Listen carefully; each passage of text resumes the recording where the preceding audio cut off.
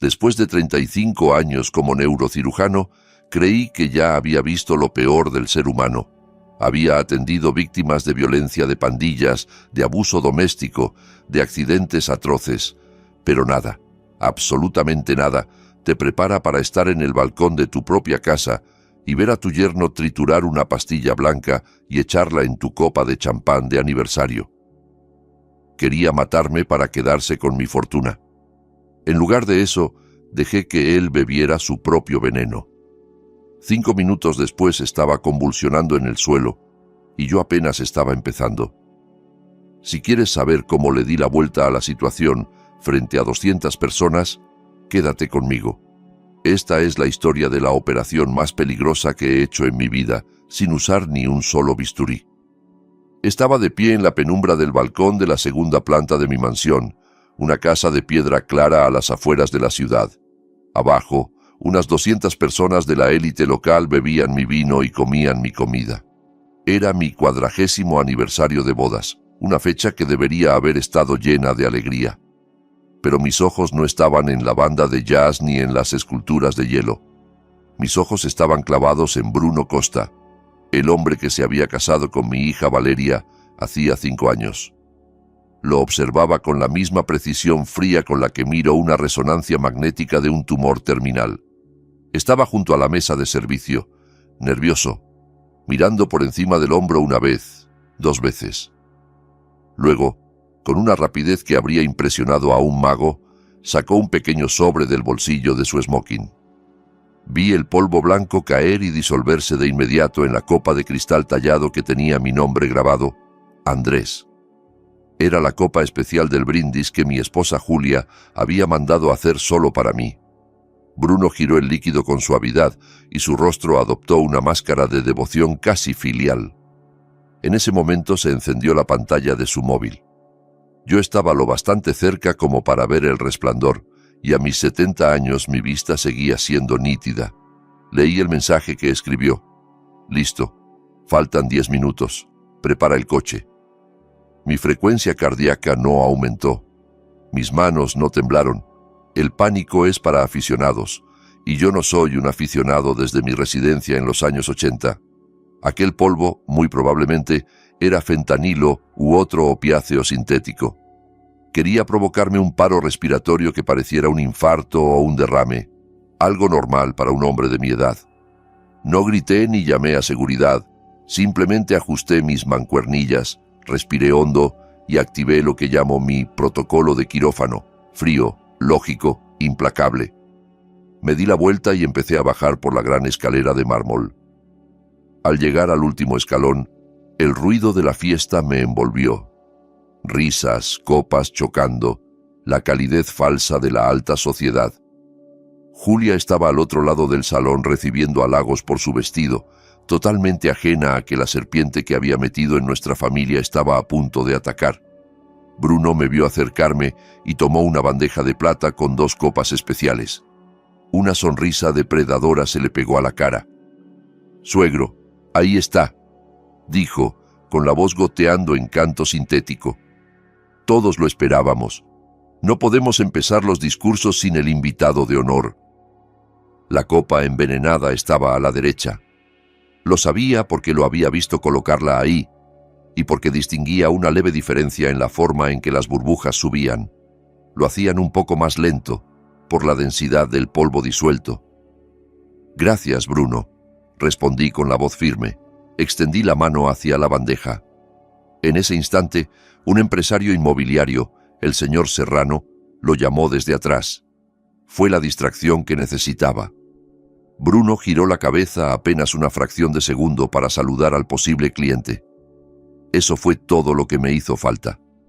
35 años de microcirugía me habían dado unas manos más rápidas que el ojo humano. En un parpadeo hice el cambio. Crucé la mano, deslicé la copa sana a la derecha y la envenenada a la izquierda. El movimiento fue tan fluido, tan natural, que aunque hubiera estado mirando, tal vez ni lo habría visto. Era el mismo tipo de truco de manos que uso para pinzar una arteria sangrante antes de que el monitor marque la caída de presión. Cuando Bruno volvió a mirarme, yo ya sostenía la copa de la izquierda. Sonrió, convencido de que había mordido el anzuelo. Él tomó la de la derecha, la que debía acabar con mi vida. Por 40 años de felicidad, dijo, alzando el veneno a sus labios. Y por tu salud, suegro. Que estés con nosotros por mucho, mucho tiempo. Por la salud, contesté, mirándolo directo a sus ojos codiciosos. Nunca se sabe cuándo puede agotarse. Él bebió. Apuró la copa de un trago, ansioso por terminar el trabajo. Yo di un sorbo educado a la mía. El champán era excelente. Una lástima que hubiera arruinado otra copa. La banda de jazz dejó de tocar y el salón quedó en silencio cuando Bruno golpeó una copa vacía con una cucharilla. Era el momento del brindis. Se acercó al micrófono en el centro de todas las miradas. Le encantaba ser el centro de atención casi tanto como le gustaba el dinero ajeno. Amigos, familia, empezó con la voz resonante. Estamos aquí para celebrar a Andrés y Julia, 2 pilares de esta comunidad, 2 personas que me han enseñado tanto sobre el amor y el sacrificio.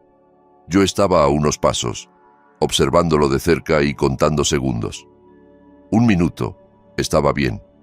2 minutos, comenzó a sudar, aflojándose la corbata. 3 minutos. Su discurso empezó a trabarse.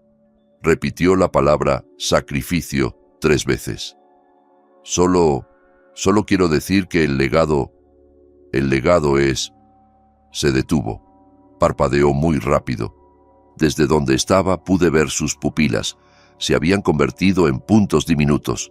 Miosis, un signo clásico de toxicidad por opiáceos. La droga golpeaba rápido. Su cerebro empezaba a olvidar cómo decirle a sus pulmones que respiraran. Bruno se tambaleó y la gente se rió nerviosa, pensando que estaba demasiado borracho. Julia me miró confundida. «Bruno», susurró. Él me miró. La confusión se transformó en terror. Intentó señalarme, pero el brazo le pesaba demasiado. La copa», balbuceó con la lengua gruesa. Entonces la gravedad hizo el resto. Sus rodillas cedieron y se desplomó hacia adelante, llevándose la mesa con él. El estruendo del cristal y la porcelana rompiéndose sonó como un disparo. La multitud gritó. «Valeria, mi hija», chilló su nombre. No dudé. Salté en acción, no como suegro, sino como primer respondiente. «¡Atrás!», grité con la voz de mando que corta el pánico. «Soy médico». Me arrodillé a su lado. Estaba convulsionando, espuma en las comisuras de la boca y los ojos en blanco. Para los presentes parecía un hombre desesperado tratando de salvar a un familiar. Le aflojé el cuello de la camisa, revisé la vía aérea, pero mis manos hacían algo más. Deslicé la mano dentro del bolsillo interno de su chaqueta. Sentí la textura arrugada de un papel. Lo saqué y lo escondí en mi palma antes de guardarlo en mi propio bolsillo. Era el envoltorio del polvo. Evidencia. Solo entonces empecé las compresiones torácicas. 1, 2, 3, 4. Presioné contra sus costillas, sintiendo la fragilidad de la jaula torácica. «¡Llamen a una ambulancia!», bramé al camarero aturdido. «Díganles que tenemos un paro cardíaco». Miré la cara de Bruno. Empezaba a ponerse azul. La cianosis aparecía. Se estaba muriendo ahí mismo, sobre mi alfombra persa, asesinado por su propia codicia. Mientras bombeaba su pecho, manteniéndolo apenas en el filo entre la vida y la muerte, me incliné hasta su oído, tan cerca que solo él podía oírme. «Te vi, Bruno», susurré con la voz helada. «Te vi echar el polvo. Ahora me lo vas a contar todo». Sus ojos se abrieron un segundo, llenos de horror, antes de volverse a perder. Las sirenas se oían a lo lejos. La fiesta había terminado, pero la guerra apenas comenzaba. El aullido de las sirenas era ensordecedor, ahogando el murmullo elegante que unos minutos antes llenaba el salón. Valeria gritaba, histérica, agarrada a la mano inerte de Bruno, mientras los paramédicos lo subían a la camilla. Sus lágrimas arruinaban la seda de su vestido. Julia no soportó el impacto. Se desmayó suavemente en brazos de un mesero, blanca como los manteles. Yo lo observaba todo con el desapego que me había mantenido funcional durante décadas de trauma. No entré en pánico, calculé. Me subí a la ambulancia antes de que alguien pudiera detenerme. «Soy médico», dije, mostrando mis credenciales al conductor. «Me voy con él». Valeria intentó subir tras de mí, llorando por su marido, pero le bloqueé la entrada. Le dije que se quedara con su madre, que cuidara de Julia y nos encontrara en el hospital central. Asintió, aterrada y obediente. Las puertas se cerraron de golpe, dejándome a solas con el hombre que había intentado matarme. La ambulancia arrancó, las luces azules pintando las paredes de las casas a nuestro paso. Dentro olía a desinfectante y miedo. Miré al paramédico que atendía a Bruno y lo reconocí de inmediato. Era Kevin, un joven que había rotado por mi servicio de neurocirugía años atrás. También él me reconoció. «Doctor Salazar», dijo con deferencia, «tenemos un posible paro cardíaco». «No, Kevin», corregí, inclinándome hacia él, mi voz apenas por encima de la sirena. «Mira sus pupilas, puntuales. Mira su respiración, deprimida. Esto no es cardíaco, es toxicidad por opiáceos». Kevin miró a Bruno y luego a mí. Dudó. Le apreté el brazo con fuerza. «Escúchame bien. Necesito que tomes muestras para un tóxico completo ahora mismo, sangre y orina, antes de meterle líquidos que diluyan todo. Y Kevin, no registres esta petición aún en el sistema. Solo toma las muestras y dámelas». «Entendido». Miró al hombre moribundo, luego al cirujano legendario que le daba órdenes. Asintió. Preparó agujas y tubos. Observé cómo la sangre roja y oscura llenaba los frascos. Evidencia líquida. Guardé las muestras en el bolsillo interior de mi smoking, junto al envoltorio vacío que le había quitado a Bruno. Las piezas del rompecabezas empezaban a encajar. Llegamos a urgencias envueltos en un torbellino de luces y voces. Las puertas se abrieron de golpe y el equipo de trauma se hizo cargo. Yo lo seguí, no como familiar sino como sombra. Lo llevaron a la sala de reanimación 1. El aire se llenó de pitidos de monitores y gritos de órdenes. Lo intubaron, lo conectaron al monitor. La frecuencia cardíaca apenas sostenía la vida. La médica de guardia, a quien no conocía, pidió naloxona. Era justo lo que sabía que necesitaba. Vi cómo la enfermera inyectaba el antídoto en la vía. La naloxona actúa en segundos, arrancando los opiáceos de los receptores del cerebro con violencia. No es un despertar amable, es una resurrección a base de dolor. Bruno jadeó. Su espalda se arqueó en la camilla como si le hubieran dado una descarga. Un sonido gutural salió de su garganta. Sus ojos se abrieron desorbitados, llenos de terror, buscando la muerte. Esperaba ver las puertas del infierno. En su lugar vio las luces fluorescentes del hospital, las manos que lo sujetaban, y a mí, de pie al pie de la cama, impecable en mi smoking, mirándolo con una media sonrisa helada. El monitor empezó a gritar. Su frecuencia cardíaca pasó de 40 a 150 en un suspiro. «¡Está empeorando!», exclamó la enfermera, acercándose al carro de paro. «No», dije yo con calma. «Está aterrorizado». Bruno intentó incorporarse, forcejeando con las correas de sus muñecas. Señaló hacia mí con un dedo tembloroso. La espuma le salpicaba los labios. Su voz salió ronca, pero lo bastante alta como para silenciar toda la sala. «¡Él!», gritó, ahogándose mientras le retiraban el tubo. «¡Fue él! Él cambió las copas». Los médicos se quedaron helados. Las enfermeras también. Todos miraron al caballero distinguido de más de 60 años que estaba en la esquina. Bruno tosió, escupiendo bilis, pero no se detuvo. «Intentó matarme», aulló. «Ese viejo cambió las copas, vi cómo lo hacía. El champán estaba envenenado para él. Él me envenenó a mí». La acusación quedó flotando en el aire, absurda y pesada. Antes de que pudiera responder, las puertas de la sala se abrieron de golpe. Entraron Julia y Valeria, seguidas por 2 policías uniformados. Llegaban justo a tiempo para escuchar al hombre que amaban acusar al hombre del que dependían. «Bruno», sollozó Valeria corriendo hacia él. «Dios mío, estás vivo». Bruno se aferró a ella, interpretando a la víctima con un nivel digno de premio. Señaló hacia mí con la mano temblorosa. Val, aléjate de él, gimió. Tu padre es un monstruo. Me drogó la bebida. Lo vi cambiar las copas justo antes del brindis. Me quiere muerto.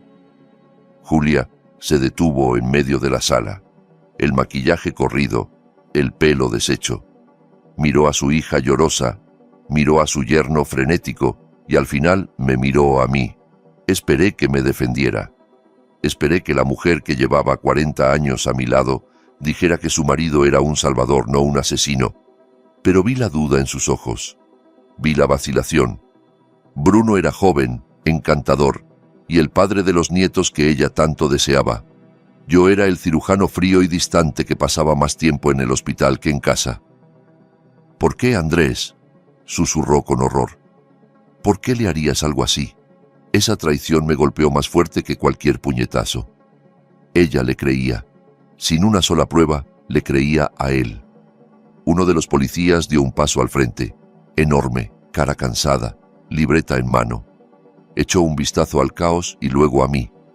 Señor, dijo con voz plana, aquí hay una acusación muy grave. Vamos a tener que hacerle unas preguntas. No me inmuté. Sin alzar la voz, metí la mano en el bolsillo. El policía palpó su pistola, temiendo que sacara un arma. Me moví despacio. Saqué la copa de champán. La había traído del salón envuelta en una servilleta de lino. Era la copa de la que había bebido Bruno, todavía con restos de líquido en el fondo. Le sugiero que esto lo guarden como prueba, dije, tendiéndosela.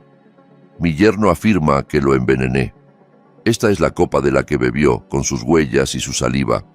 Y si analizan el líquido del fondo, garantizo que encontrarán una dosis letal de fentanilo. El agente parpadeó, sorprendido por mi cooperación. Guardó la copa cuidadosamente en una bolsa.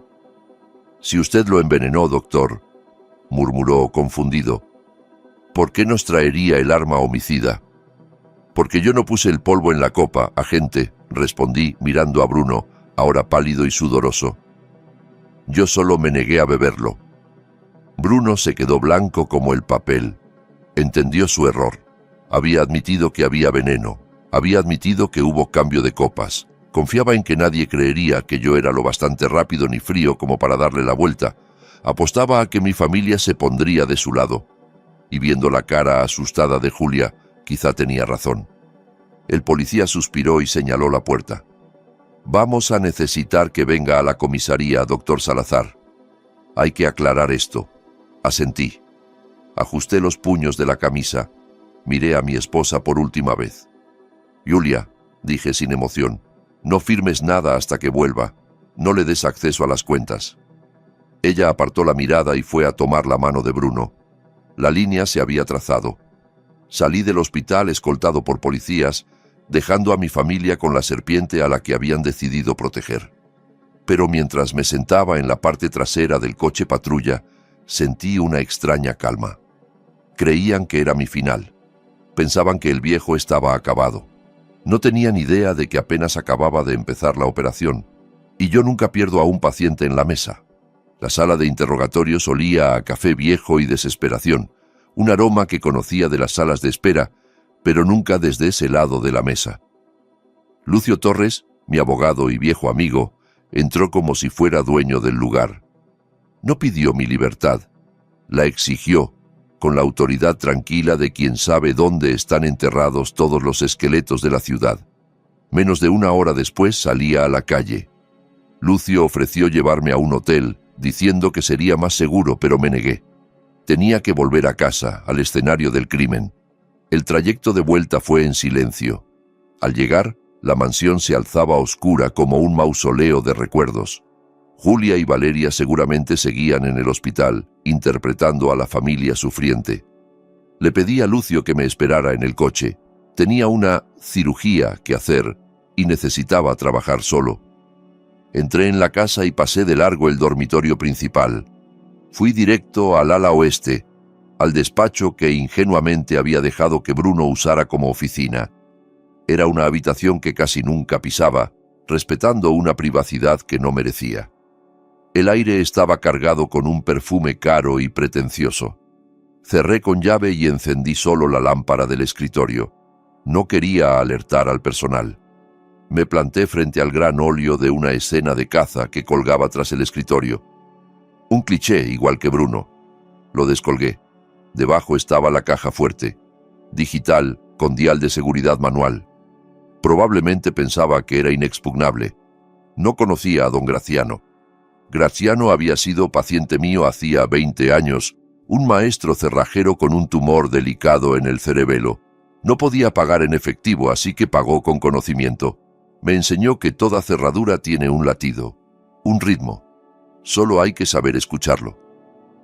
Saqué un viejo estetoscopio del bolsillo, apoyé el diafragma en el acero frío, junto al dial, y cerré los ojos. Giré a la derecha, a la izquierda, otra vez a la derecha. Los clics eran leves, casi inaudibles para cualquier otro, pero para un hombre que ha pasado la vida escuchando el murmullo de la sangre en los capilares, sonaban como disparos. Sentí caer los pernos. 1, 2, 3. Probé la manija. Se rindió. La puerta se abrió con un suspiro. No sabía exactamente qué iba a encontrar. Esperaba dinero, joyas, tal vez recetarios robados. Lo que hallé fue mucho peor. Pilas de expedientes. El primero eran pagarés, deudas de juego. Las cifras eran escalofriantes. $500,000 a un casino, 1.200.000 a un corredor privado, otros 3 millones en criptomonedas fracasadas. Bruno no solo vivía por encima de sus posibilidades, se ahogaba en un océano de deudas. Un hombre desesperado, y los hombres desesperados hacen cosas terribles. Pero la codicia es común. Lo que encontré debajo era pura maldad. Un grueso legajo azul. En la portada, en letras limpias: Dr. Andrés Salazar, solicitud de incapacidad médica. Mis manos, firmes en el balcón, empezaron a temblar de rabia fría. Abrí el expediente. Era una estrategia legal completa, redactada por un abogado al que conocía de nombre y que era famoso por aceptar cualquier cosa sucia que le pagaran. Los documentos, fechados 3 semanas antes, relataban una historia inventada. Que yo mostraba un deterioro cognitivo acelerado, supuestos episodios de ira, olvidos, conductas peligrosas. El punto clave era una directiva médica. En caso de quedar incapacitado, un infarto, un derrame, daño cerebral, Bruno Costa recibiría poder total sobre mis decisiones médicas y, lo más importante, sobre mi patrimonio. Lo había planeado todo. La droga en el champán no estaba pensada para matarme al instante, sino para provocarme una lesión cerebral hipóxica. Quería convertirme en un vegetal, en un cuerpo inútil, para hacerse pasar por el yerno abnegado que tomaba las riendas de los $50 millones que había construido con mis manos. No solo quería mi dinero, quería mi voluntad, quería robarme la humanidad, dejarme pudriéndome en una cama mientras él gastaba mi fortuna pagando a sus acreedores. Seguí pasando páginas. Incluso había elegido la residencia de larga estancia. No era el centro neurológico de primer nivel al que yo había donado millones, sino un almacén mediocre para moribundos, lejos de colegas que pudieran hacer preguntas. Iba a desecharme como desecho médico. Saqué el móvil y empecé a fotografiar cada hoja, cada mentira, cada cláusula que le daba derecho a liquidar mis bienes. Respiraba a pequeños golpes. Aquello no era solo un intento de asesinato, era un asesinato premeditado del alma. En el fondo de la caja fuerte quedaba un último documento, casi escondido bajo un forro de fieltro, un correo impreso de una aseguradora. El asunto decía: confirmación de activación de póliza. La leí. Era un seguro de vida a plazo, asegurado, Dr. Andrés Salazar, importe $10 millones. Beneficiario principal, Bruno Costa. Miré la fecha. Había entrado en vigor 48 horas antes. El puzzle estaba completo. La incapacidad era su plan A. Si el fentanilo solo me dañaba el cerebro, él obtendría poder sobre los 50 millones y los iría drenando mientras yo vegetaba. El seguro era el plan B. Si el corazón de un hombre de 70 años no aguantaba y moría en esa alfombra persa, él cobraría 10 millones libres de impuestos de inmediato. Había apostado a las dos caras de la moneda. Cara. Quedo como vegetal y gana. cruz, muero y gana. Me miraba y solo veía un cheque con pulso. Doblé los papeles y los devolví exactamente a su sitio. Cerré la caja fuerte y colgué de nuevo el cuadro. Limpié con un pañuelo los lugares que había tocado.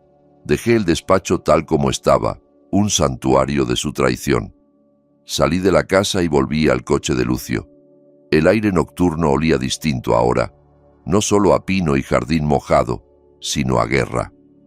Bruno había intentado terminar mi vida esa noche. Había tratado de robarme el futuro, pero había cometido un error fatal. Asumió que el viejo cirujano era blando, que yo era solo una chequera con corazón. No sabía que uno no llega a jefe de neurocirugía siendo pasivo, llega siendo más listo, más rápido y más preciso que todos los demás en la sala. Me senté junto a Lucio en el coche. «¿Qué encontraste?», preguntó con el rostro serio. Miré las ventanas oscuras de la casa. «Encontré el diagnóstico», respondí con la voz de granito. «El paciente es un tumor maligno y vamos a tener que extirparlo antes de que mate al anfitrión». El viejo reloj del vestíbulo dio 4 campanadas. El eco recorrió la casa vacía como una campana de funeral. Estaba sentado en el sillón orejero frente a la puerta, aún con el smoking manchado de aquella noche. No podía dormir. Mi mente seguía procesando los documentos de la caja fuerte, el contrato sobre mi vida, la certeza de que el enemigo ya estaba dentro de casa. Entonces la puerta de madera crujió. Julia entró. Se veía deshecha, el vestido arrugado, el rímel corrido. Al verme sentado en las sombras, su expresión no se suavizó. Se endureció, puro odio. Tiró el bolso al suelo y avanzó hacia mí, los tacones repiqueteando sobre el mármol como disparos de acusación. Me levanté, esperando quizás ingenuamente una conversación. No la hubo. Su mano voló más rápido de lo que la había visto moverse en 40 años de matrimonio. La bofetada me estalló en el pómulo, aguda. Mi cabeza giró por el impacto. Me quedé inmóvil, más herido por quien me había golpeado que por el golpe. Volví la cara hacia ella. Temblaba con el pecho agitado, los ojos ardiendo de un rencor que no reconocía. «¿Cómo te atreves?», escupió. «¿Cómo te atreves a aparecer aquí después de lo que le hiciste a ese chico?». «Julia», empecé conteniendo la voz. «Tienes que escucharme. Bruno no es quien crees». «Basta», gritó cortándome. «Deja tus mentiras. Bruno me contó todo. Cómo lo tratas, cómo lo humillas, cómo lo amenazas. Y hoy, por fin, perdiste la cabeza. Intentaste matarlo porque eres un viejo celoso y amargado». «¿Celoso?», repetí, la palabra sabiendo a ceniza. «¿Celoso de un ludópata que gasta dinero que no es suyo?». «No hablo de dinero», escupió. «Hablo de vida. Él es joven, tiene futuro, y tú solo eres viejo. Te apagas y no lo soportas. No soportas que él te esté reemplazando. Estás paranoico, ves enemigos en todas partes porque tu mente se está deteriorando. Tenía razón. Estás enfermo. Eres peligroso». La miré. Busqué a la mujer con la que había compartido una vida, la que estuvo conmigo en la residencia, en la muerte de mis padres, en la crianza de Valeria. No estaba. En su lugar había una extraña, una mujer tan asustada de envejecer que se había vuelto vulnerable a los halagos de un depredador. No veía a un marido, veía un obstáculo para la fantasía que Bruno le había vendido. Creía al estafador porque él le decía lo que quería oír, mientras yo solo le daba verdades incómodas. «¿Le crees a él antes que a mí?», pregunté en voz baja. «¿Por encima de 40 años, Julia?». «Él es la víctima», sollozó. «Está en una cama por tu culpa. Tienes suerte de que aún no quiera denunciarte. Tienes suerte de que yo todavía te hable». Entendí que no valía la pena discutir. La lógica no sirve contra una mente infectada. Y Bruno la había infectado por completo. Ya no era mi esposa, era su cómplice. Respiré hondo, bajando mi ritmo cardíaco. Volví a mi entrenamiento. Cuando un paciente está delirando, no lo discutes, lo sedas, lo contienes y observas. «Tienes razón», mentí fingiendo cansancio. «Estoy agotado, tal vez confundido. Ha sido una noche larga. Me miró, sorprendida de repente por mi rendición. La rabia se disolvió, reemplazada por una especie de compasión condescendiente. «Vete a dormir», dijo. «Hablaremos mañana. Voy a ducharme. Esta noche dormiré en el cuarto de invitados. No puedo compartir cama contigo». Subió las escaleras sin mirarme más. La observé irse, con la mejilla aún ardiendo y el corazón roto, pero mi mente ya estaba en el siguiente paso. Esperé hasta oír el agua de la ducha en el baño principal. Las tuberías vibraban con ese rumor que conocía bien. Sonido de oportunidad. Subí sin hacer ruido. Entré en el dormitorio. Su bolso estaba sobre el tocador. El móvil, encima, con la pantalla negra. Lo tomé. Mis manos, que habían hecho miles de incisiones delicadas, no temblaban. Conocía su código, nuestra fecha de aniversario. La ironía no se me escapaba. Desbloqueé el teléfono. No abrí fotos ni mensajes. No tenía tiempo para curiosear. Necesitaba vigilancia. Semanas atrás, al notar movimientos raros en nuestra cuenta conjunta, había comprado un software de monitoreo para padres. Nunca lo había instalado, pensando que quizá estaba paranoico. Esa noche supe que no. Descargué la aplicación desde la nube. Tardó menos de un minuto. La configuré para que se ocultara, corriendo en segundo plano. Registraría llamadas, mensajes, teclas, todo, enviándolo a mi servidor seguro. Limpié la pantalla con un pañuelo para borrar mis huellas y dejé el móvil exactamente donde estaba, inclinado hacia el espejo como ella siempre lo ponía. Salí justo cuando cerraba la ducha. Me fui a mi despacho, en el otro extremo de la casa, cerré con llave y me puse unos auriculares. Encendí el portátil y abrí el panel de control. Un icono verde parpadeó. Conexión establecida. Solo faltaba esperar. No tardó. A los 20 minutos, el audio subió de golpe. Julia estaba haciendo una llamada. Ajusté el volumen. La voz al otro lado sonó somnolienta pero familiar. Era Bruno. «Amor, soy yo», dijo Julia con la voz rota. «¿Estás bien? ¿Te duele mucho?» Estoy bien, mamá», respondió él fingiendo debilidad. «Me duele la cabeza. Estoy asustado. ¿Está ahí? ¿Está en la casa?» «Está», susurró ella, como si yo fuera un monstruo bajo la cama. «Pero no te preocupes. Lo puse en su sitio. No volverá a hacerte daño, te lo prometo». «Tenemos que hacer algo», apremió Bruno, con la voz ganando fuerza. «Está inestable. Lo viste hoy. Va a intentar terminar el trabajo. Tenemos que protegernos. Tenemos que llamar a ese abogado del que te hablé». «¿Al tiburón?», dijo ella. «Sí, lo recuerdo, pero es caro. Y mis cuentas...». «Ya sabes, no puedo acceder a todo». Me helé. Sabía en qué fondo estaba pensando. «No te preocupes por el dinero, mi niño», lo tranquilizó, casi cantando. «Ya lo arreglé». Mientras dormías, entré al fondo de retiro conjunto. Mi sangre se volvió hielo. Ese fondo era nuestro colchón de vida, 40 años de ahorros. «Transferí $500,000 a tu cuenta privada», dijo ella, como si hablase de comprar pan. «La operación se hizo hace una hora. Puedes contratar al señor Tiburón en la mañana. $500,000.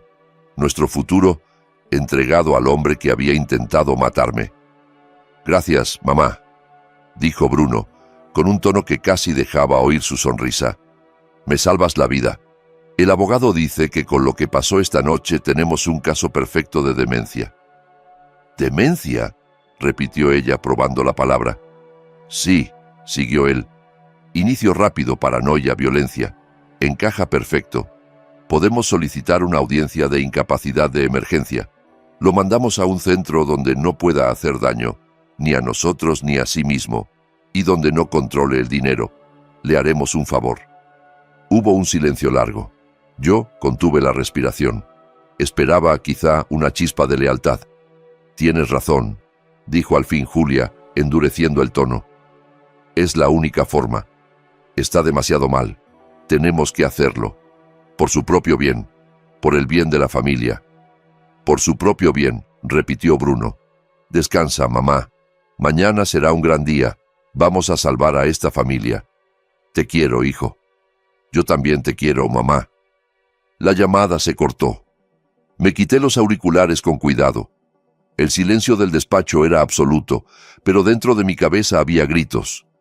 Mi esposa no solo había sido engañada, había financiado mi destrucción. Había vaciado nuestro futuro para pagar mi encierro. Planeaba ayudarlo a pintarme como un loco y meterme en una institución hasta que muriera, mientras ellos se repartían mi cadáver financiero. Supe que ya no había vuelta atrás. Miré por la ventana hacia los terrenos oscuros de la finca. El sol saldría en unas horas y, cuando lo hiciera, no sería el viejo al que iban a encerrar. Sería el cirujano que iban a intentar operar sin anestesia. Ellos querían una guerra de médicos, abogados y diagnósticos falsos. Bien. Llamé a Lucio. Sabía que respondería. Los abogados como él no duermen cuando huelen sangre en el agua. Encontré la fuga, le dije con la voz seca. Y viene desde dentro del casco. Julia acaba de transferir $500,000 a Bruno para contratar al tiburón. Van a solicitar una audiencia de capacidad. Me quieren mandar a un asilo. Lucio guardó silencio unos segundos. Oí cómo encendía una lámpara. «Estás en mi despacho a las 8», dijo. «Trae todo. Y, Andrés». «Sí. Si hacemos esto, hay que quemarlo todo. No se puede salvar la casa si quieres matar a las termitas». A las 8 en punto estaba sentado en su oficina de esquina, con la ciudad extendiéndose bajo nosotros.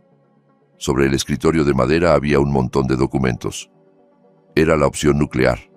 30 años atrás, cuando empecé a ganar dinero de verdad, Lucio insistió en añadir una cláusula a la estructura de mi patrimonio. La llamó el protocolo del fin del mundo. En su momento me reí. Jamás pensé que tendría que protegerme de mi propia esposa e hija. Ahora le estaba agradecido por su cinismo. Tomé la pluma, pesada y fría como un bisturí. Lucio deslizó el primer papel. «Suspensión inmediata de todas las cuentas conjuntas», explicó. «En cuanto firmes, se corta el flujo. Tarjetas, líneas de crédito, todo lo que lleve tu número y del que ellos puedan tirar». «¿Estás seguro?» Pensé en Julia transfiriendo $500,000 al hombre que intentó matarme. Pensé en la sonrisa de Bruno con la copa en la mano. Firmé sin vacilar. La tinta negra era definitiva. «El siguiente», siguió Lucio, «revoca privilegios sobre todas las propiedades. Notifica a la seguridad de la casa de playa, la cabaña de montaña y el ático de la ciudad. Ninguna llave, ningún código que tenga su nombre será válido. Autoriza desalojar a cualquier ocupante no autorizado». Firmé. «Y por último», dijo empujando la última hoja, «la notificación a aseguradoras y hospitales. Contestas el poder notarial que intentaron montar.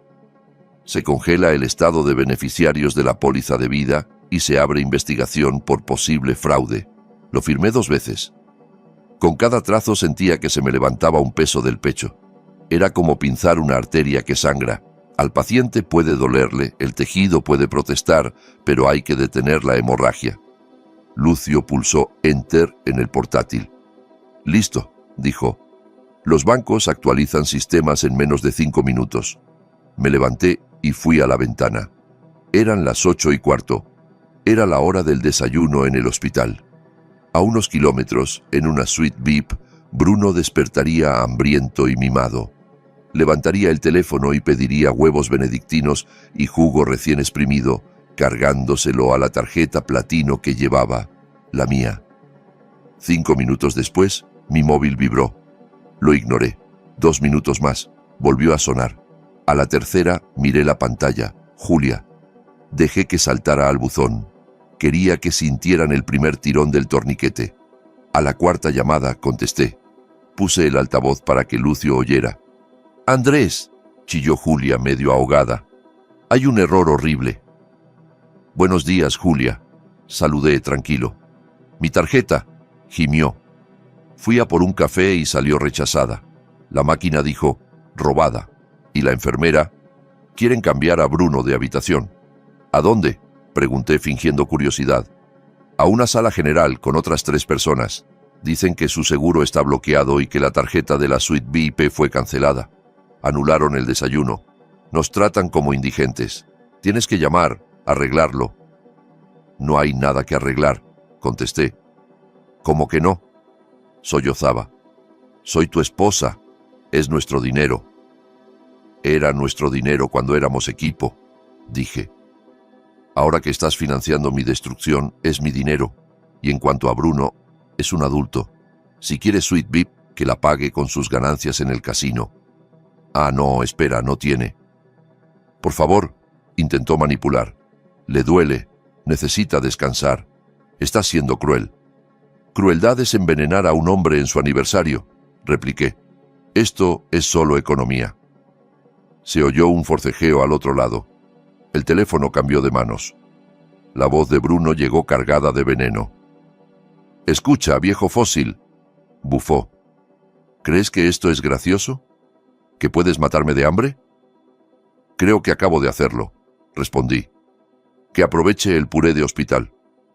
«Estás cometiendo un error enorme», escupió. «¿Crees que eres intocable porque tienes las claves del banco? Olvidas algo, Andrés. Olvidas el sótano». Sentí un nudo en el estómago. En el sótano guardaba los archivos físicos de 40 años de pacientes, cajas ignífugas que la ley me obligaba a conservar. «No sé de qué hablas», mentí. «No te hagas», rió, áspero. Mientras jugabas al perfecto anfitrión, yo estuve leyendo. Encontré la caja de 1998, el expediente Falcón. La sangre se me heló. Lucio vio el cambio en mi cara. Él no sabía nada de aquel caso. Nadie sabía. Encontré las notas operatorias, siguió Bruno. Las imágenes. Herida de bala en el lóbulo parietal.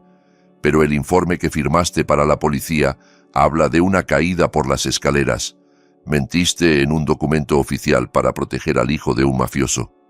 Fue hace mucho, dije, el corazón golpeando el esternón. No importa, gimió victorioso. No hay prescripción para ser un fraude en la opinión pública.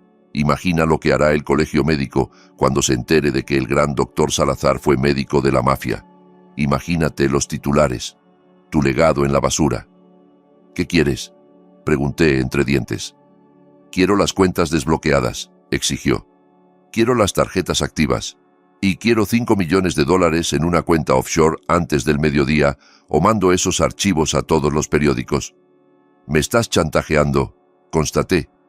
Estoy negociando, corrigió. Tú intentaste matarme cambiando las copas. Ahora yo garantizo mi supervivencia. Tienes 4 horas. Tic-tac. Colgué despacio.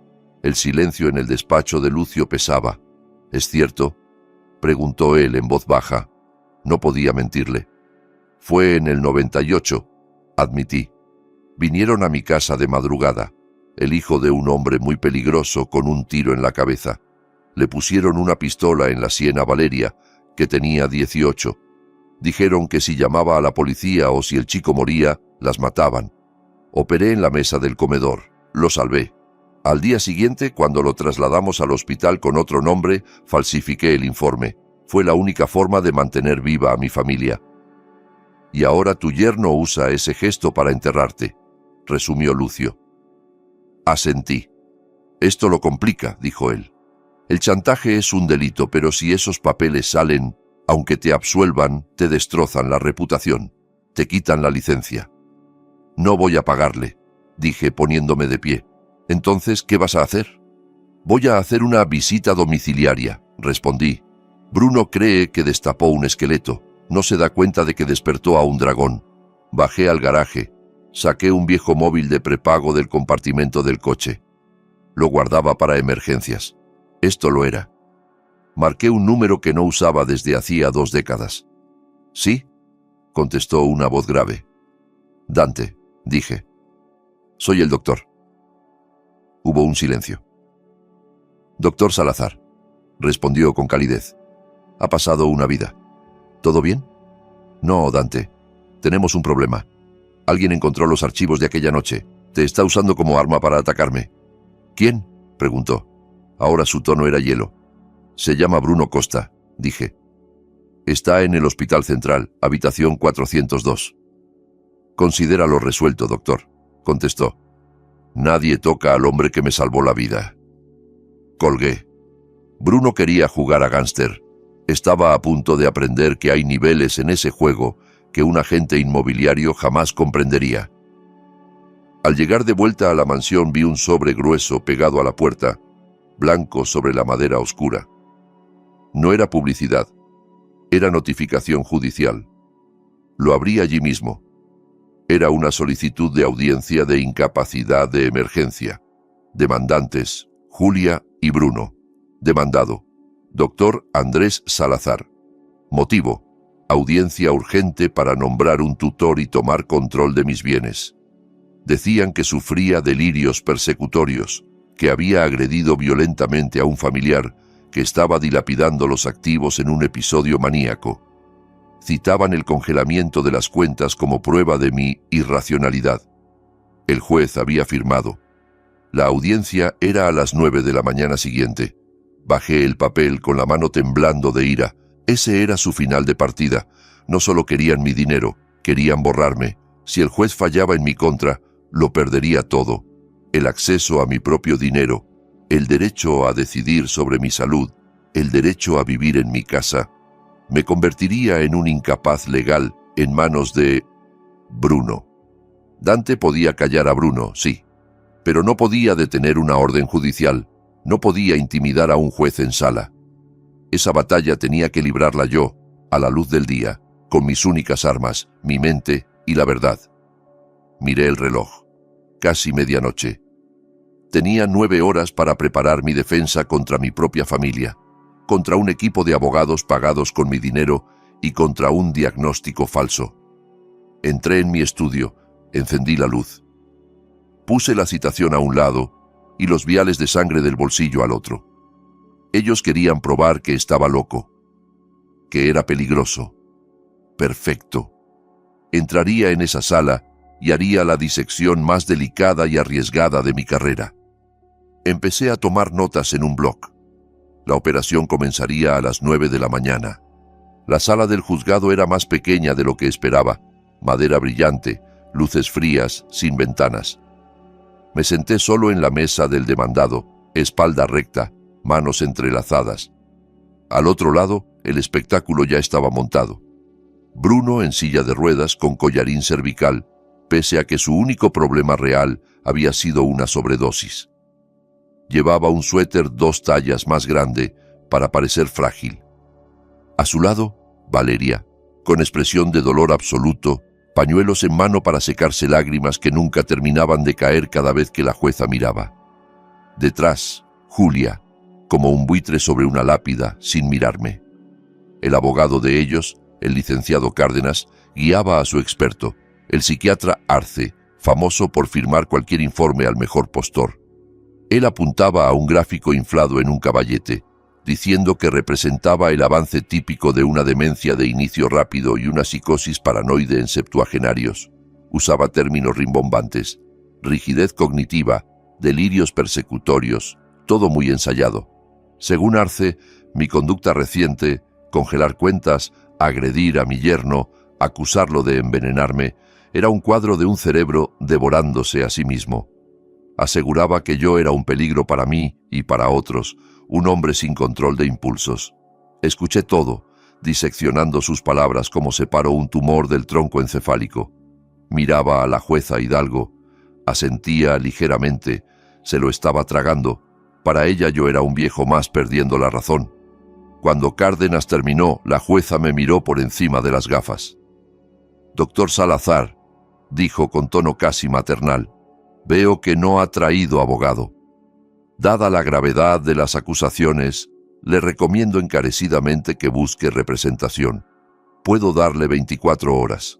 Me levanté, me abotoné el saco, sin apoyarme en la mesa. «Gracias, señora jueza», respondí claro, «pero no será necesario. He pasado 40 años tomando decisiones en quirófano, donde un segundo define la vida o la muerte.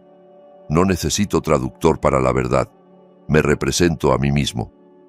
Caminé hacia el estrado de testigos, donde Arce estaba cómodo en su mentira. Me detuve frente a él. «Doctor Arce», empecé con tono tranquilo, «usted ha declarado que sufro atrofia frontal, ¿correcto?» «Es mi opinión profesional», afirmó. «Opinión», repetí. Interesante palabra en neurocirugía.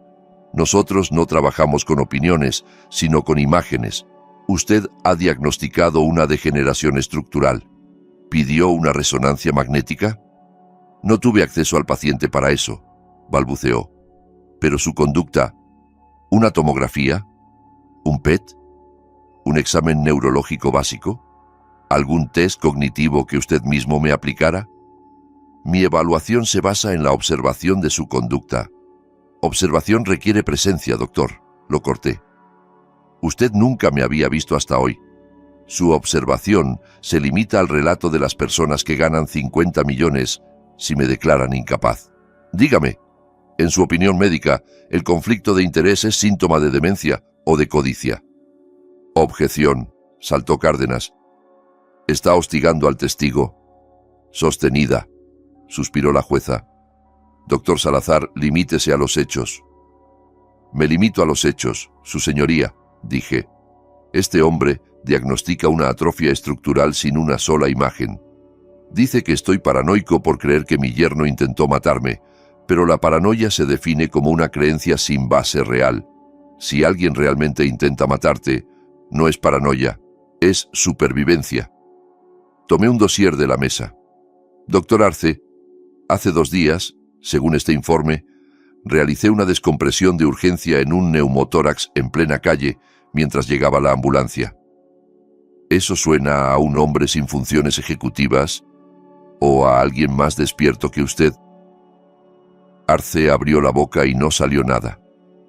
Miró a Cárdenas. No tengo más preguntas, dije volviendo a mi mesa. La atmósfera cambió. La jueza me miraba con curiosidad ahora, no lástima, pero aún no había ganado. Necesitaba destruir por completo su relato. Su señoría, continué, levantando una memoria USB. Los demandantes dicen que mi acusación de envenenamiento es un delirio, que todo fue imaginación. Quiero presentar la prueba de la defensa número 1. No la conocemos, protestó Cárdenas. Esto es emboscada. Es una audiencia preliminar, replicó la jueza. Quiero ver qué tiene. La secretaria conectó el dispositivo al sistema y una pantalla grande se encendió. Era la grabación de la cámara de seguridad que había instalado en el balcón meses atrás, después de notar cosas desaparecidas en mi estudio.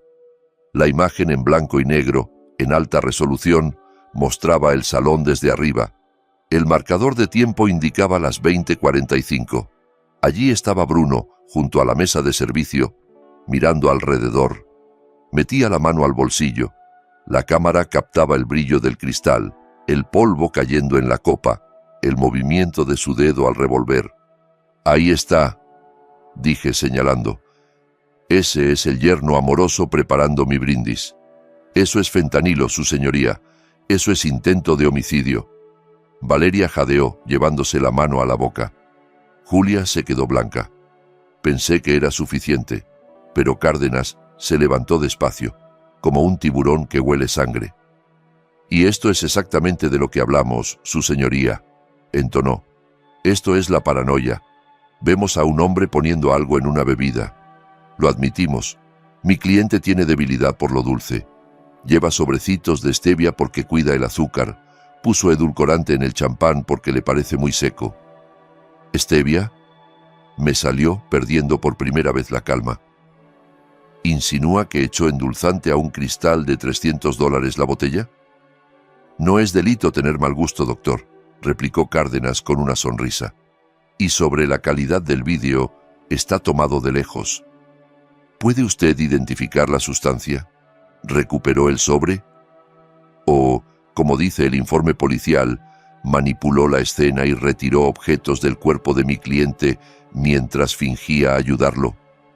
Me tenía agarrado. La policía ya analizó la copa, siguió. Sí, había opiáceos. Pero, ¿quién dice que no los puso usted mismo? Usted tuvo la copa en su poder. Usted tiene acceso a fármacos. Esto no prueba nada, salvo que a mi cliente le gusta el champán dulce. La jueza miró la pantalla y luego a mí. La duda volvía a asomar. El vídeo, para mí, era claro. Para ella, con un abogado hábil sembrando sospechas, Era circunstancial. «Doctor Salazar», dijo, masajeándose las sienes, «esto es grave, pero el señor Cárdenas tiene razón. El vídeo se puede interpretar, y sus decisiones financieras recientes, congelar los activos y dejar a su esposa sin recursos, pintan un cuadro de comportamiento errático». «No es errático cortar a un ladrón el acceso a la caja fuerte», contesté alzando un poco la voz. «Doctor», advirtió. «Con el testimonio del doctor Arce y sin pruebas contundentes, me inclino a conceder la tutela temporal. Necesitamos una evaluación independiente. Mientras tanto, no puedo permitir que gestione el patrimonio. Es por su seguridad». El corazón me retumbaba en las costillas. Estaba viendo cómo me despojaban de mi vida en una sala aparentemente civilizada. Bruno bajó la cabeza para ocultar una sonrisa. Julia exhaló, aliviada de que, por fin iban a hacer algo con el problema. «Su señoría», imploré, «si firma esa orden, firma mi sentencia de muerte. Él es beneficiario de una póliza de vida. Me matará en cuanto tenga control legal». «Basta, doctor», me cortó. «Estas explosiones solo confirman el cuadro. Voy a firmar una tutela provisional de 30 días. El señor Costa será su tutor temporal». La pluma tocó el papel. El mazo se elevó. Miré hacia la puerta, esperando un milagro, cualquier cosa. Y entonces las puertas no se abrieron.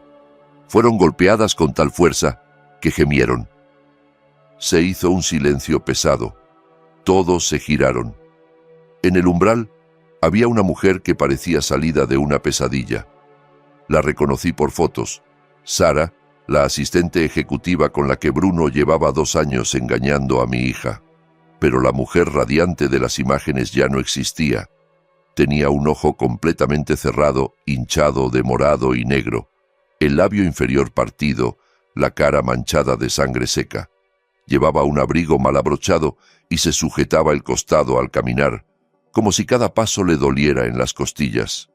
Avanzó cojeando por el pasillo central. El alguacil se movió para detenerla, pero ella levantó una mano temblorosa, sosteniendo un móvil agrietado como si fuera un arma.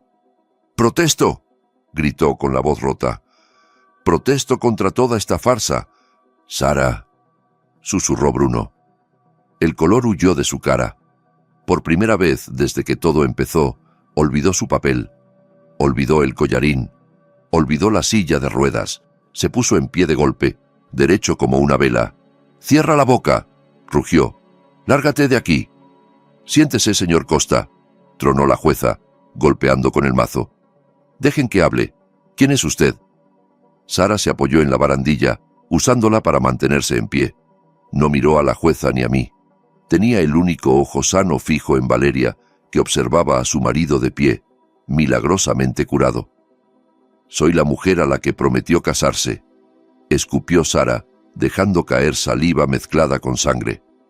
«La mujer con la que lleva 2 años acostándose mientras tú jugabas a la familia perfecta. Soy la razón por la que necesita esos 50 millones». La sala estalló en murmullos. Cárdenas dejó caer su pluma cara. Miró a su cliente y luego a la salida. «Miente», vociferó Bruno. «Es una empleada resentida, una loca, me acosa». «No estoy loca», sollozó ella. «Solo fui idiota». Le creí. Me dijo que me amaba. Me dijo que solo estaba contigo, Valeria, por dinero, que tenía un plan para quitarse de encima al viejo. Levantó el móvil. «Él me hizo esto», dijo señalando su cara. «Anoche vino a mi apartamento furioso. Intentó usar sus tarjetas para comprar nuestros boletos a las Maldivas, todas rechazadas. Dijo que el viejo había congelado todo. Me culpó. Me golpeó hasta dejarme ciega de un ojo. Me pateó hasta que no podía respirar.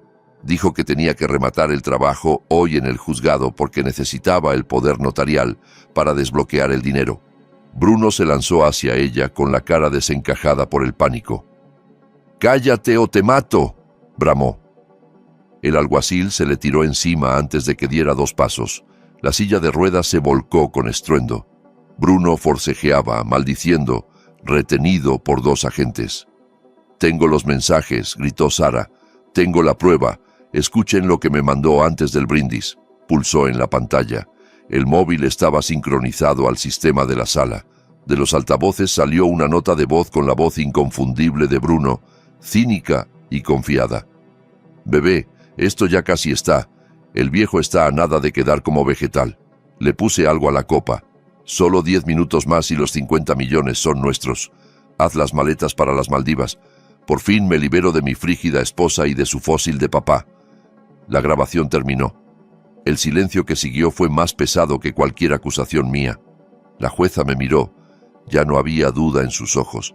Había horror y disculpa. Valeria se puso de pie, tambaleante. Miró a la mujer destrozada frente a ella. Miró al hombre en el suelo, sujetado por policías, el hombre que decía amarla. Su mundo se derrumbó. Su matrimonio era un escenario del crimen. Su marido, un monstruo. Y su padre, al que había intentado encerrar, el único que había intentado salvarla. Volvió el rostro hacia mí. Estaba pálida como una sábana.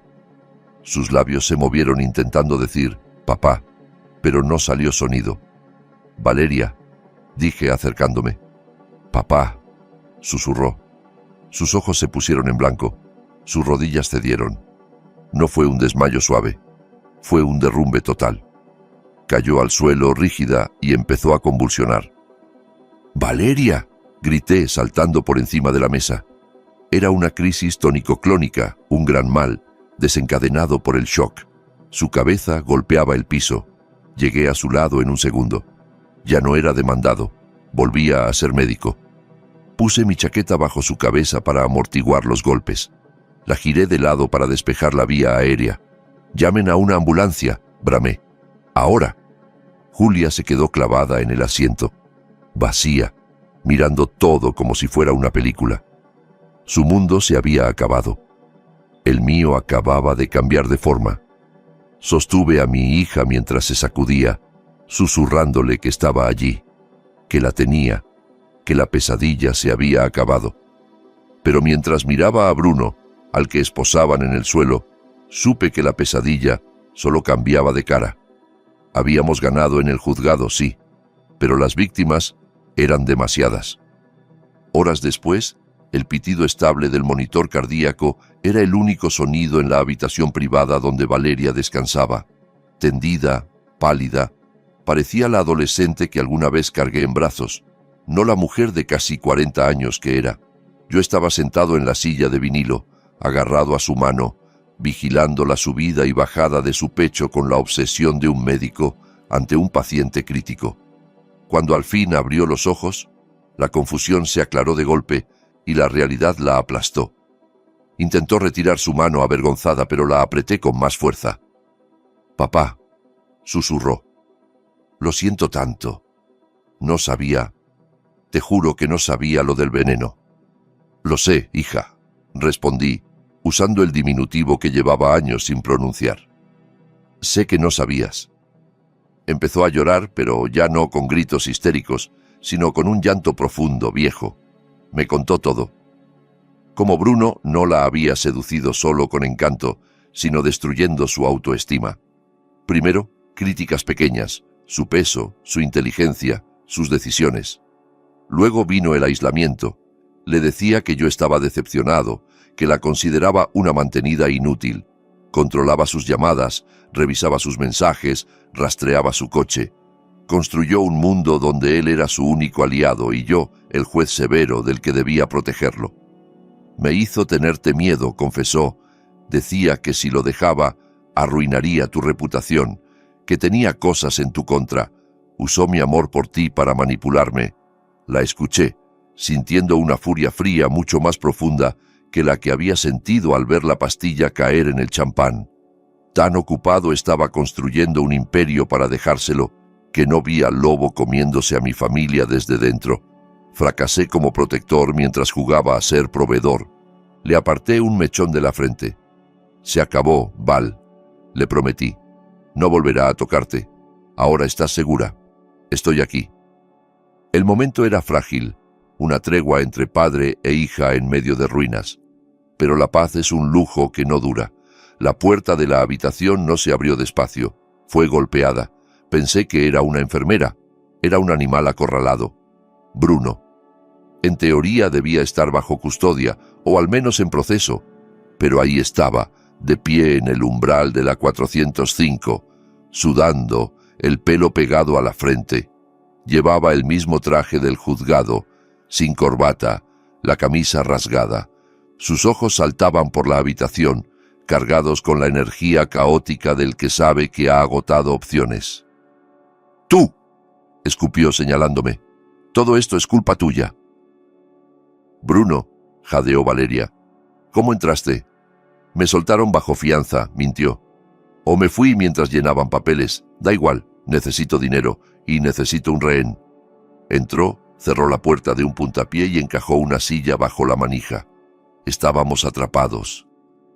«Levántate, Val», ordenó. «Nos vamos. Vas a manejar al aeropuerto y vas a sacar el máximo de cada cajero que veamos». «Estás delirando», dije, poniéndome entre él y la cama. «No te vas a llevar a mi hija a ninguna parte. La policía viene de camino». «Apártate, viejo», escupió. «Tuviste suerte en el juzgado y con el champán, pero se te acabó. No me iré con las manos vacías». Sacó un cuchillo de fruta, pequeño, dentado, probablemente robado del comedor. 3 pulgadas de metal son suficientes para matar cuando las empuña un desesperado. Levanté las manos, sin amenaza. Mi mente, sin embargo, se movía. Era cirujano ante un trauma. Estudié su postura. Cojeaba de la derecha, temblaba, incapaz de controlar bien la mano. Estaba peligroso, pero torpe. «Mírate», le dije. «Un cuchillo de mesa en una habitación de hospital. No hay salida. Si nos haces daño, es cadena perpetua. Si lo sueltas, quizás solo sean 20 años. Haz las cuentas». «Me da igual», gritó cargando hacia mí. «Quiero verte muerto». Intentó apartarme de un empujón. No me moví. Alzó el cuchillo de forma torpe. Me hice a un lado, no lo suficiente. La hoja desgarró la manga de mi camisa, rozando la piel sin cortarla. «¡Papá!», chilló Valeria. «¡Aléjate!». Bruno recuperó el equilibrio y fijó su odio en mí. Entendió que yo era la única barrera. «Muy bien», jadeó. «Quería matarte en silencio, pero lo haré a gritos». Se lanzó de nuevo. No tenía elegancia, solo fuerza bruta. Apuntó al abdomen. No podía huir, tenía que detenerlo. A mi derecha había una mesita rodante de acero con una jarra de agua y una palangana. La sujeté de un lado. Mientras Bruno cerraba la distancia, no retrocedí. Avancé. Lancé la bandeja con toda la fuerza que me quedaba. No lo apunté a la cabeza. El cráneo es duro. Apunté a la laringe, un anillo de cartílago blando y expuesto. El canto de acero golpeó su garganta con un crujido sordo. Sonó a cartílago destrozado. Su impulso se detuvo al instante. Los ojos se le salieron. Soltó el cuchillo, llevándose las manos al cuello. Emanó un sonido ahogado, horrible. No podía respirar, no podía gritar. Cayó de rodillas, ahogándose, la cara tornándose morada. Pero en su caída, su mano hizo un último movimiento reflejo. Sentí un ardor agudo en el costado. Miré hacia abajo. La camisa estaba mojándose de rojo. La hoja, al caer, o quizá en un manotazo final, había entrado de costado. Me desplomé contra la pared. El dolor era intenso, punzante, pero reconocible. Músculo lateral, nada profundo. Valeria arrancó su suero y corrió hacia mí, presionando la herida. «¡Papá, no te duermas! ¡Ayuda!». La puerta se sacudió y terminó cediendo bajo los golpes. Entró la seguridad del hospital, seguida de la policía. Vieron a Bruno retorciéndose en el suelo, sujetándose el cuello. Me vieron a mí, con sangre empapando la camiseta. «¡Camila!», gritó alguien. «Civil apuñalado», corregí mentalmente, pero no dije nada. Miré a Valeria, que pese al miedo, hacía justo lo que le había enseñado de niña. Presionar, evaluar, actuar. Miré a Bruno. Lo estaban esposando, levantándolo. Seguía boqueando, derrotado por un viejo con una bandeja. Nuestros ojos se cruzaron una vez más. Ya no había arrogancia, solo miedo. Cerré los ojos. Había ganado. Había salvado a mi hija. Y y mientras me subían a la camilla supe que, por primera vez en mucho tiempo, la familia Salazar tenía una oportunidad de sanar. El tumor había sido extirpado. Ahora empezaba la recuperación.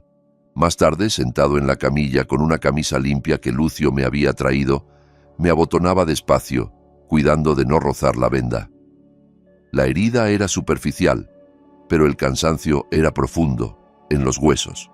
Por la puerta entreabierta veía el puesto de enfermeras. 2 agentes rellenaban papeles. Bruno se había ido. Esta vez no habría fianza, intento de asesinato, secuestro, agresión con arma, todo frente a testigos y cámaras. El caso contra él era sólido. Afuera, en el pasillo, como un fantasma, estaba Julia, de pie, pequeña, agarrada a su bolso. Miraba mi camisa ensangrentada en el cubo de basura. Sus ojos iban del rojo de la tela a mi cara, y luego al vacío donde había estado Bruno. La disonancia la estaba rompiendo. Había pasado meses convenciéndose de que yo era el villano y él, el héroe. Había financiado el ataque contra mí. Le había puesto el cuchillo en la mano. Ahora veía lo que realmente era. Me acerqué. Julia se encogió, como esperando un golpe. No quedaba fuerza en mí para violencia. Solo sentí un cansancio inmenso. «No sabía», murmuró con voz quebrada. «Tienes que creerme, Andrés. Pensé que nos amaba, Pensaste lo que querías pensar», la corté. Querías ser la suegra moderna, la madre divertida. Querías al yerno emocionante. Te encantaba sentirte joven a su lado mientras conspirabas contra el viejo aburrido. Y firmaste cheques con nuestra vida. Se derrumbó en el suelo, esta vez sin desmayarse. Se dobló sobre sí misma, llorando de forma desgarradora, no elegante. «Ayúdame», suplicó. «Arréglalo. Paga la casa. Tú puedes. Salvaste la vida de tanta gente. Sálvanos a nosotros. Dame una oportunidad por estos 40 años». La miré. Pensé en el cheque que firmó para el abogado que iba a meterme en una residencia. Pensé en la bofetada. Pensé en la copa. «No hay casa a la que volver, Julia», dije. «¿Cómo que no?», sollozó. «La finca. No hablo de esta casa. Hablo de la playa, la que tus padres te dejaron, esa que decías que jamás venderías». Saqué el papel que Lucio me había dado. Un aviso de ejecución hipotecaria. «Vi los movimientos», expliqué. «Hace 3 meses firmaste una segunda hipoteca. Sacaste $2 millones usando esa casa como aval». «Dijo que era un préstamo puente», gimió, «para un negocio inmobiliario seguro, que su capital estaba bloqueado. Íbamos a devolverlo en 6 meses con ganancias. El lunes el banco se queda con la casa, Julia. No hubo inversión.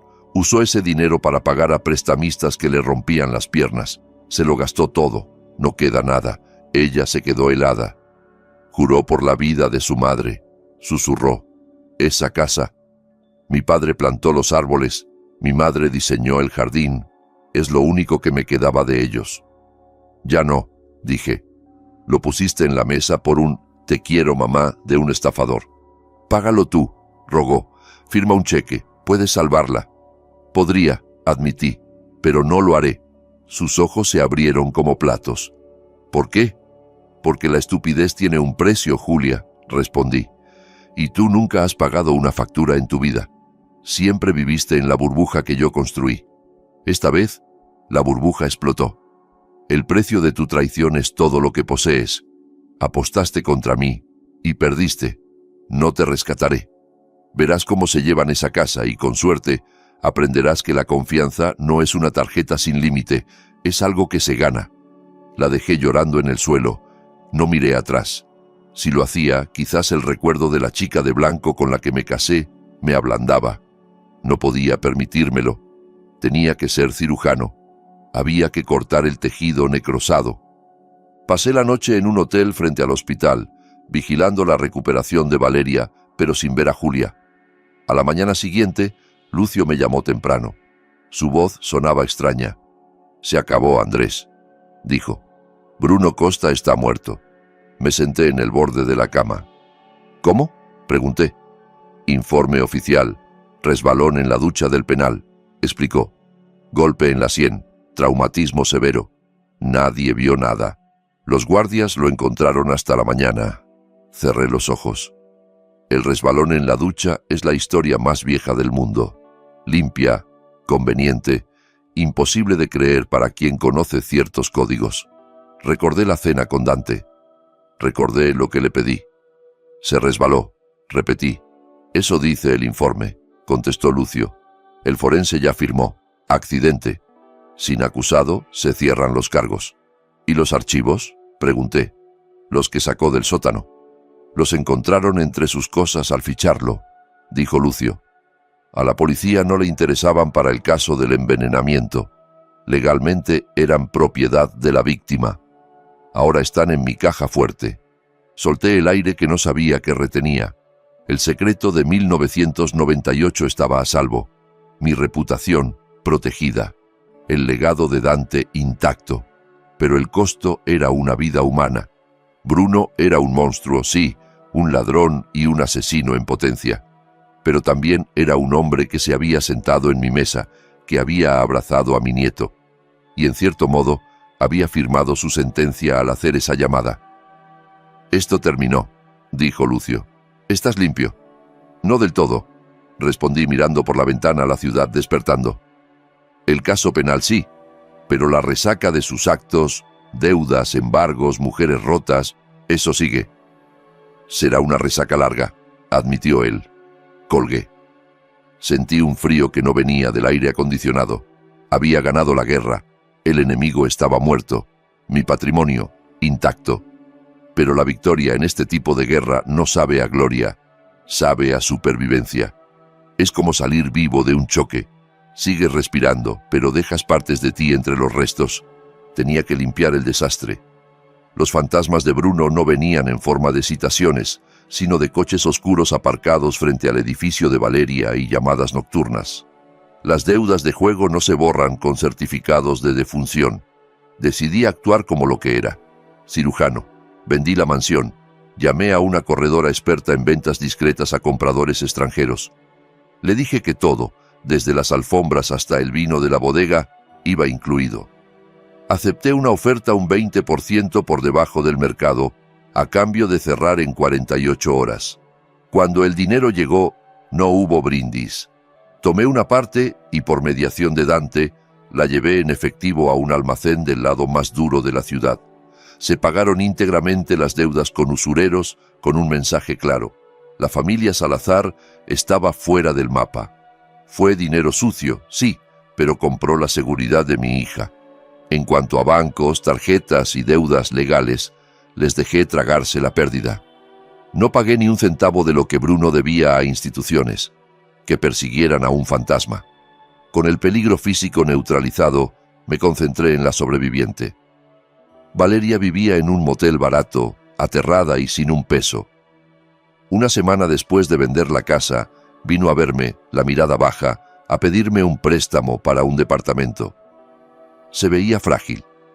Hubiera sido fácil firmar un cheque y meterla en un bonito piso, dejando que huyera del mundo. Pero eso la condenaría a repetir el patrón. Depender primero de mí y luego de otro Bruno. La senté frente a mí en el pequeño despacho improvisado del hotel. «No te voy a regalar dinero», dije. La decepción le cruzó la cara. Eso dolió más que cualquier insulto. Saqué entonces un contrato. «Te voy a prestar», añadí.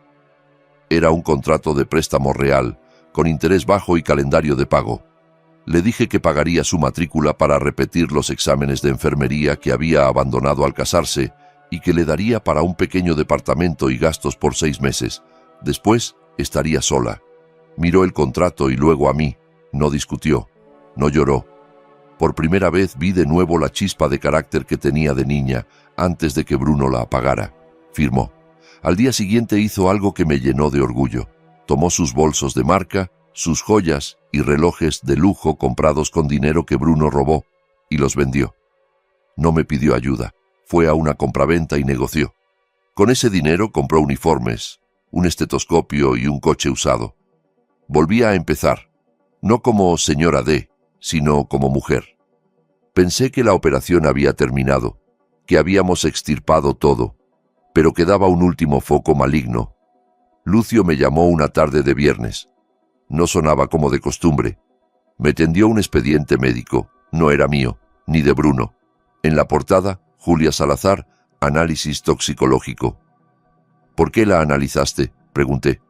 Porque algo no cuadraba, dijo. Julia siempre fue vanidosa y superficial, sí, pero nunca idiota. Te quiso de verdad. El cambio brutal de actitud, la agresividad, la rapidez con la que se volvió contra ti, no encajaba. Parecía inducido. Abrí el informe.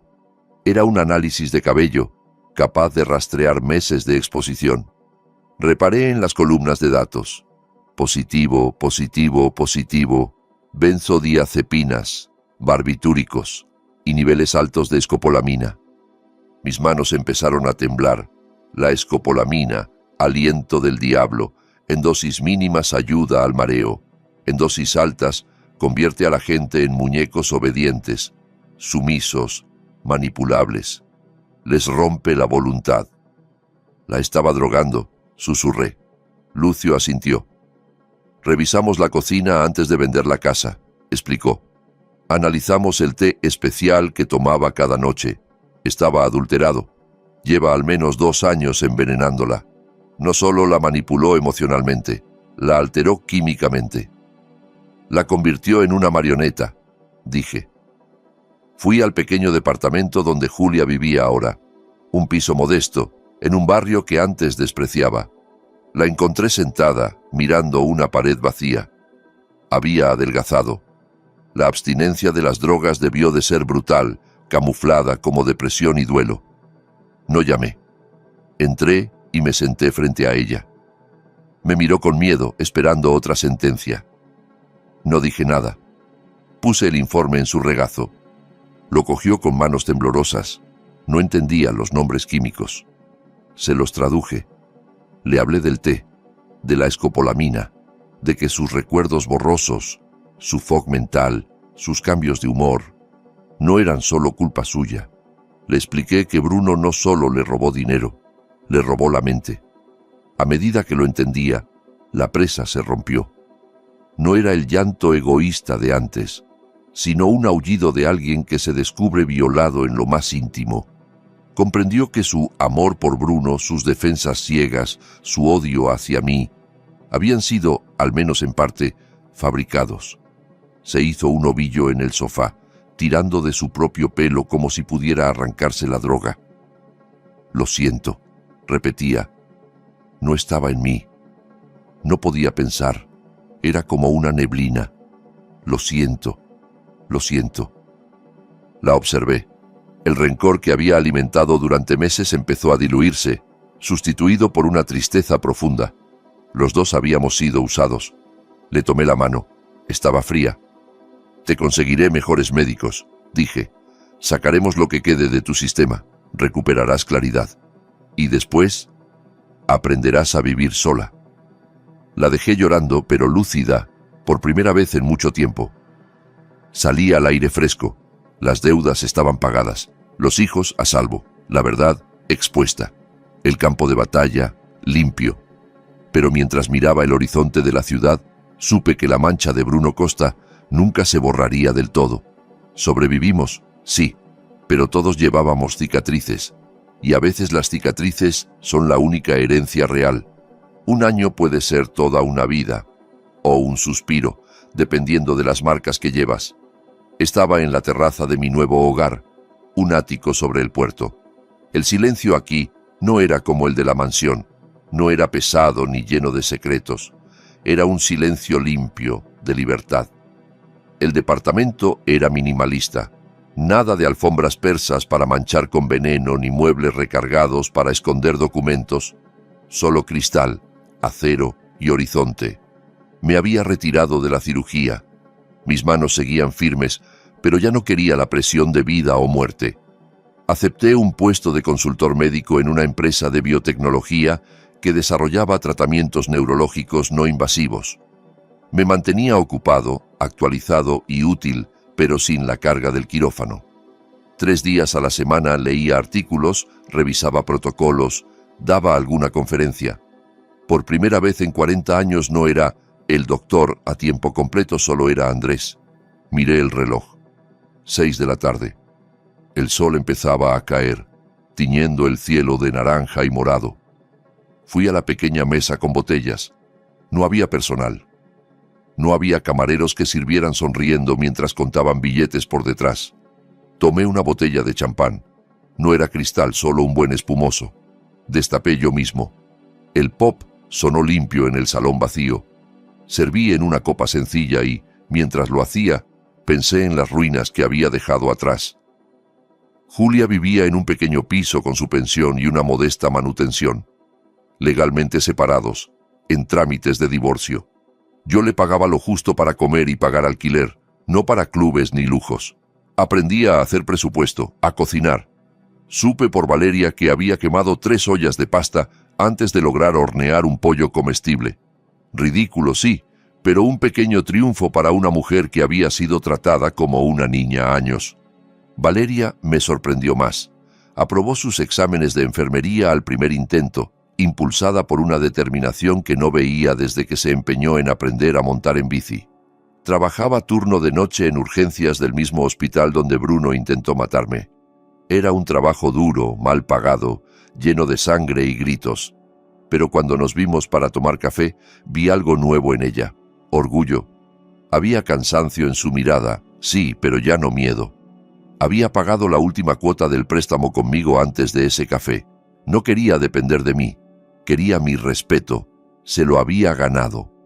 Los 50 millones seguían en el fideicomiso que había creado años atrás, pero ahora con reglas nuevas. Sabía que no podía dejar esa fortuna a pelo. Sería como darle una granada sin seguro a un niño. Ayer firmé los papeles finales del fideicomiso Andrés Salazar. Lucio protestó, llamándolo extremo, pero lo redactó tal cual lo pedí. A mi muerte, el capital completo, los 50 millones, irán a un instituto de investigación neurológica especializado en adicciones y trauma cerebral. Ni $1 del capital irá directamente a mi familia. Sin embargo, los intereses sí estarán disponibles, bajo condiciones estrictas. Cualquier beneficiario, Valeria, Julia, mis nietos, tendrá derecho a un estipendio mensual solo si demuestra empleo o estudios a tiempo completo. Deberán presentar análisis de drogas anuales y auditorías financieras que prueben que no viven por encima de sus posibilidades. Si trabajan, el fideicomiso doblará su salario. Si se sientan a esperar, no recibirán nada. No les dejaba una fortuna para pelear, sino un incentivo para construir algo propio. Volví a la terraza con la copa en la mano. El viento me movía la chaqueta. El champán burbujeaba limpio. No necesitaba escudriñarlo ni mirar las manos de nadie. Estaba seguro. Pero sabía que la seguridad es relativa. El mundo está lleno de Brunos, de gente que te sonríe mientras te clava por la espalda. Alcé la copa hacia el sol poniente, la luz atravesando el cristal. Pensé en el hombre que intentó matarme brindando. Pensé en la esposa que financió mi destrucción.